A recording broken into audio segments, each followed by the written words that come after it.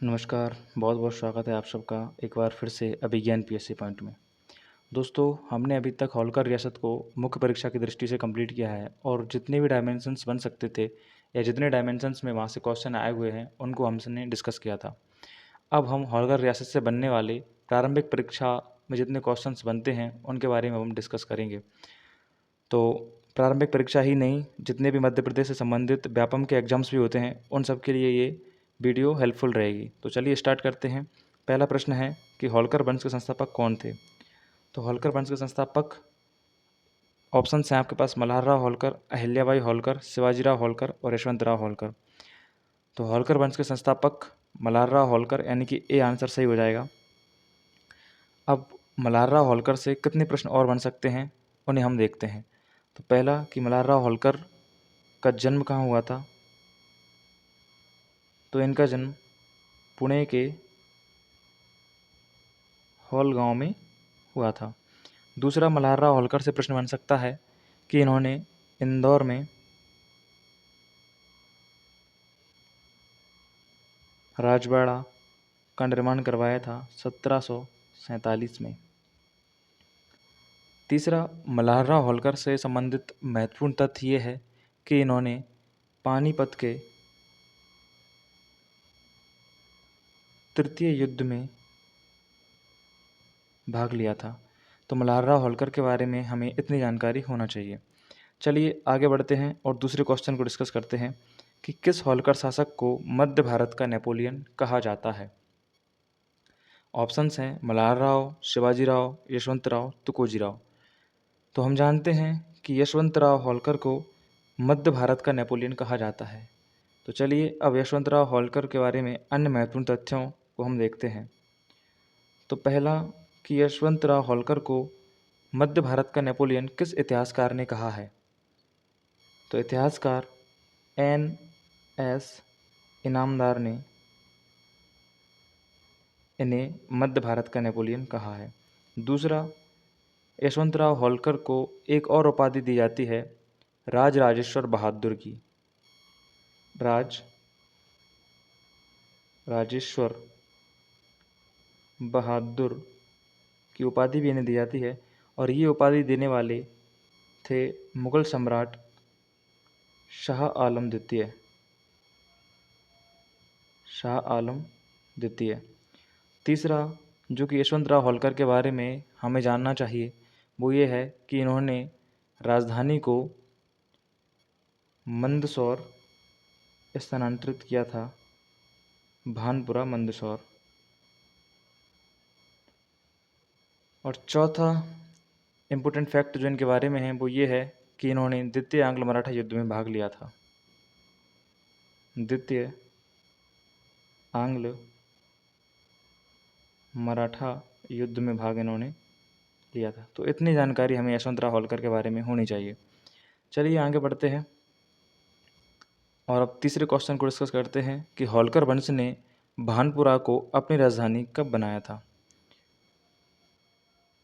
तो ऑप्शंस हैं 1766, 1798, 1747 और 1818। 1766, 1798, 1747, 1818। तो हम देखते हैं कि इसका जो सही आंसर है वो है 1798। अब चलिए चर्चा करते हैं इस प्रश्न पर। तो जो होलकर वंश है इसकी प्रारंभिक राजधानी तो इंदौर थी। होलकर वंश की प्रारंभिक राजधानी जो थी वो इंदौर थी। अब जब अहिल्याबाई होलकर शासक बनती हैं तो फिर वो महेश्वर ले जाती हैं। महेश्वर अहिल्याबाई होलकर के समय राजधानी रहती है। और जब यशवंतराव होलकर शासक बनते हैं तो फिर वो 1798 में भानपुरा ले जाते हैं। भानपुरा। तो यही प्रश्न था कि भानपुरा राजधानी कब बनाई। तो 1798 में यशवंतराव होलकर प्रथम ने भानपुरा को राजधानी बनाया था और इसके पश्चात फिर लास्ट 1818 में जो राजधानी है वो पुनः इंदौर आती है और फिर इंदौर में ही स्थायी रूप से राजधानी रह जाती है। तो इस प्रकार से भानपुरा हमारा सही आंसर होगा 1798। चलिए आगे बढ़ते हैं और देखते हैं कि महेश्वर घाट का निर्माण किसने करवाया था। चौथा प्रश्न है महेश्वर घाट का निर्माण किसने करवाया था। ऑप्शंस हैं मल्हारराव होलकर, अहिल्याबाई होलकर, शिवाजीराव होलकर और यशवंतराव होलकर। तो इसका सही आंसर होगा देवी अहिल्याबाई।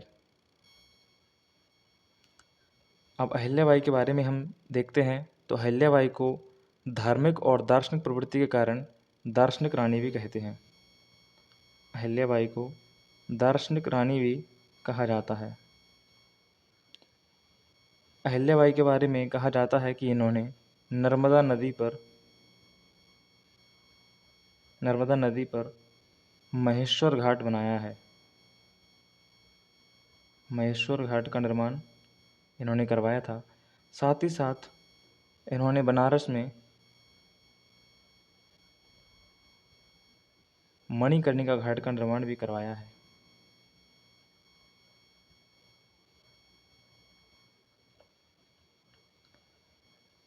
अहिल्याबाई होलकर के बारे में कहा जाता है कि इन्होंने कपड़ा उद्योगों को संरक्षण प्रदान किया था।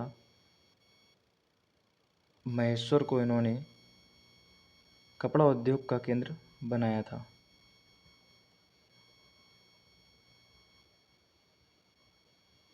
और इसीलिए वर्तमान में जो महेश्वर की साड़ियाँ हैं वो प्रसिद्ध हैं। चलिए अब आगे बढ़ते हैं और अपने पांचवें प्रश्न को डिस्कस करते हैं, जो कि है कि दार्शनिक रानी किसे कहा जाता है। दार्शनिक रानी किसे कहते हैं? तो अभी हमने देखा था कि दार्शनिक रानी अहिल्याबाई होलकर को कहा जाता है। चलिए आगे बढ़ते हैं कि महेश्वर में कपड़ा उद्योग को बढ़ावा किसने दिया था। तो महेश्वर में कपड़ा उद्योग को बढ़ावा भी अभी हाल ही में हमने देखा है कि अहिल्याबाई होलकर ने दिया था। चलिए आगे बढ़ते हैं। अब अगला प्रश्न है, सातवां प्रश्न, कि अहिल्याबाई की जो मुद्रा थी उसमें कौन से चित्र बने होते थे। ऑप्शन है आपके पास शिवलिंग ए, बेलपत्र बी, नंदी सी। तो इसका सही आंसर होगा उपरोक्त सभी। जो अहिल्याबाई होलकर थीं उन्होंने जो मुद्राएं जारी की थी उनमें शिवलिंग, बेलपत्र तथा नंदी तीनों के ही चित्र बने होते थे। चलिए आगे बढ़ते हैं आठवें प्रश्न पर कि इंदौर के लाल बाग पैलेस का निर्माण किस शासक ने करवाया था। आपके पास ऑप्शंस हैं मल्हारराव होलकर, अहिल्याबाई होलकर, शिवाजीराव होलकर और यशवंतराव होलकर। इस प्रश्न का सही आंसर हो जाएगा शिवाजीराव होलकर। तो शिवाजीराव होलकर ने इंदौर में लाल बाग पैलेस का निर्माण करवाया था।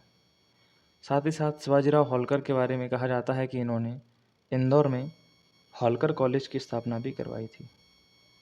तो हमें यह भी ध्यान रखना है कि होलकर कॉलेज की स्थापना का श्रेय भी शिवाजीराव होलकर को ही जाता है। और दोस्तों ये जो प्रश्न है ये प्रश्न पूछा गया था जेल प्रहरी 2017 में। चलिए आगे बढ़ते हैं और हमारा अगला प्रश्न है राजपुर घाट की संधि कब हुई थी। तो राजपुर घाट की संधि कब हुई थी? 1905, 1910, 1915, 1925। तो इसका आंसर हो जाएगा 1905। अब 1905 में राजपुर घाट की संधि जो हुई थी वो किस किस के मध्य हुई थी। तो ये जो संधि थी राजपुर घाट की संधि ये 1905 में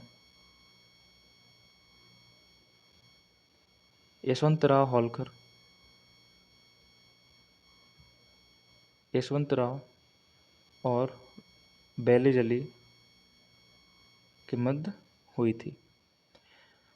अच्छा, इस संधि में प्रावधान क्या था? तो इस संधि का प्रावधान ये था कि जो चंबल है, चंबल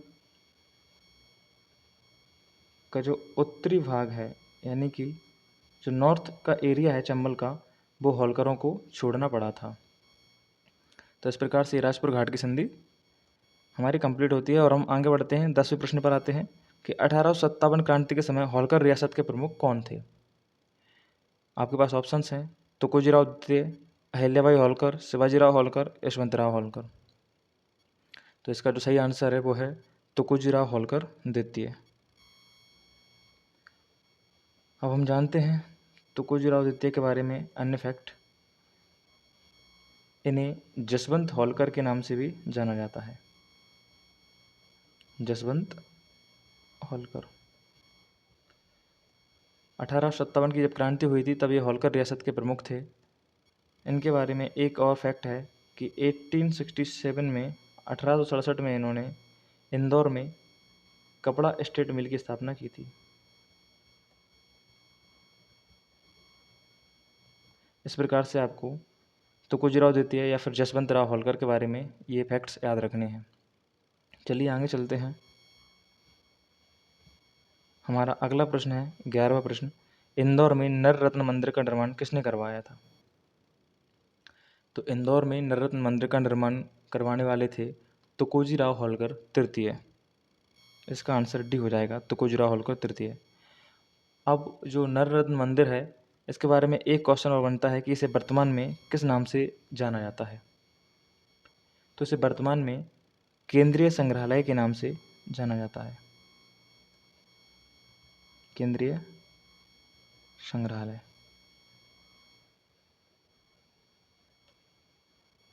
और जो नवरत्न मंदिर का निर्माण है ये 1923 की घटना है। 1923 यानी कि 1923 में तुकोजीराव होलकर तृतीय ने इसका निर्माण करवाया था। चलिए आगे बढ़ते हैं और अब 12वें प्रश्न को सॉल्व करते हैं। मध्य भारत में विलय के समय इंदौर रियासत के प्रमुख कौन थे? जब मध्य भारत में होलकर रियासत का विलय किया गया तब इसके प्रमुख कौन थे? तो आपके पास ऑप्शंस हैं तुकोजीराव, मल्हार राव, शिवाजीराव, यशवंतराव द्वितीय। तो इसका सही आंसर होगा यशवंतराव होलकर द्वितीय। इंदौर रियासत का जब मध्य भारत में विलय होता है तो यशवंतराव होलकर द्वितीय शासक थे और यशवंतराव होलकर जो द्वितीय हैं इन्होंने मणिक बाग महल का निर्माण भी करवाया था।